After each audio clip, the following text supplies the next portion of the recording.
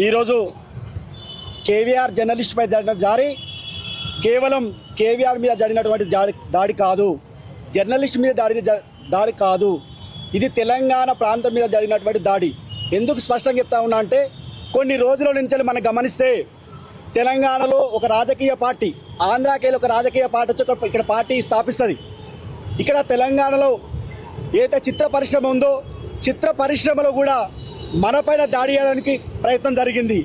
ఈరోజు జర్నలిస్టు ఏదైతే కేవీఆర్ మీద ఎందుకు దాడి జరిగిందంటే రానున్న రోజుల్లో ఆంధ్రప్రదేశ్లో టీడీ ప్రభుత్వం రాదు అని, ఇక్కడ తెలంగాణ ఆంధ్ర భావన తీసుకొచ్చి మళ్ళీ చిచ్చు పెట్టాలని తెలంగాణ వాళ్ళని రెచ్చగొట్టి మరోసారి ఆంధ్రప్రదేశ్లో అక్కడ చంద్రబాబు ముఖ్యమంత్రి కావడానికి చేస్తున్నటువంటి ఎత్తుగడ హైదరాబాదు నడివడ్డున వచ్చి ఆంధ్రప్రదేశ్కి సంబంధించినటువంటి పోలీసులు వచ్చి ఒక జర్నలిస్టును పట్టుకపోతూ ఉంటే ఈ ప్రాంతంలో ఉన్న పోలీసులు ఎట్లా పర్మిషన్ ఇచ్చారు?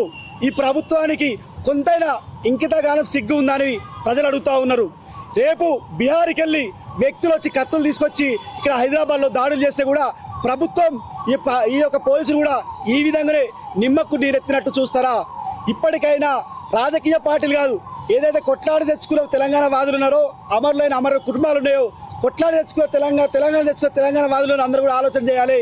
ఇది తెలంగాణ మీద జరుగుతున్నటువంటి దాడి. తెలంగాణను ఆంధ్ర నాయకులు కౌగిలించుకోవడానికి, ఏదైతే ఆంధ్రప్రదేశ్లో ఉన్నటువంటి రాజకీయ నాయకులు తెలంగాణలో ఉన్నటువంటి ఆస్తులను, ఇక్కడ ఉన్నటువంటి వనరులను దోచుకోవడానికి జరుగుతున్నటువంటి ప్రయత్నం మరోసారి 12 సంవత్సరాలు తెలంగాణ వచ్చి మనం సంతోషంగా ఉన్నాం, మనం ఇలా వెళ్తున్నాం. ఎక్కడైతే ఆంధ్రప్రదేశ్ వాళ్ళ యొక్క ఇక్కడ ఆటలు చెల్లట్లేవో, ఇక్కడ భూ కబ్జాలు జరగట్లేవని ఆలోచన చేసి మరోసారి ఈ విధంగా ఇప్పుడు మనం గిల్లినట్టు చేసిరు.